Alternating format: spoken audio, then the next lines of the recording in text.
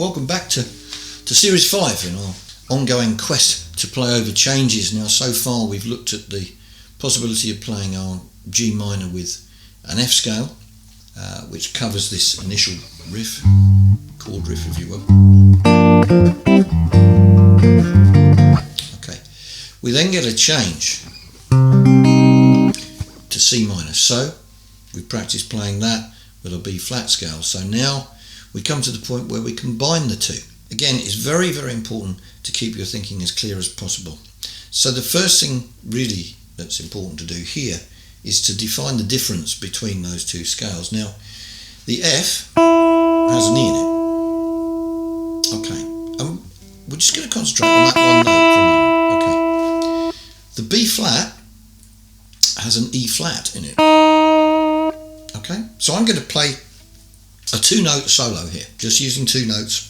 And it's just to clarify that crucial change that happens. Okay, so here we go. 2-note solo.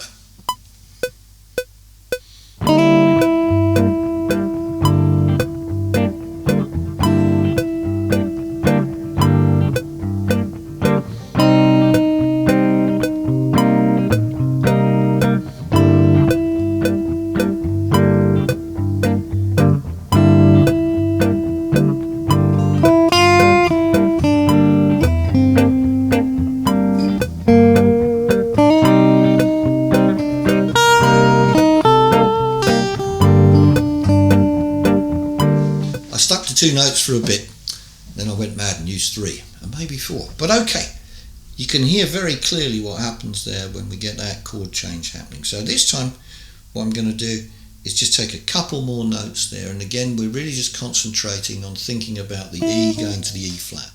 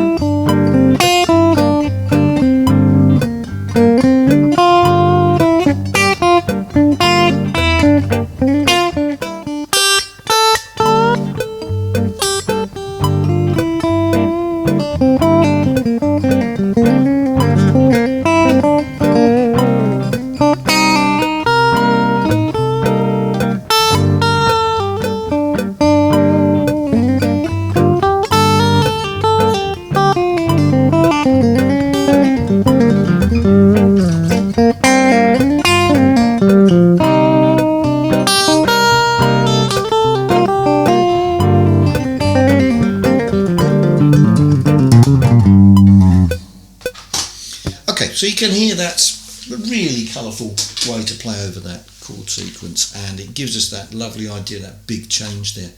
Now, obviously you can expand up on the idea of these scales, and as long as you're playing the right scale at the right time, then all is well. But it's sometimes a good idea, just not to try and do it all at once. Just take a little bit off the corner of that scale and say, well, I know I've got this when the C minor is going and this when the G minor is going. Okay, now it's obviously a case really of sitting down with that and just trying to get used to those changes. But again, as I said in the last video, it's very important not to think just because you're playing a major scale you can't do any of your bends, hammers, snaps, slides, all the usual stuff. They all work, it's all fine. It's just important to be in the right place at the right time.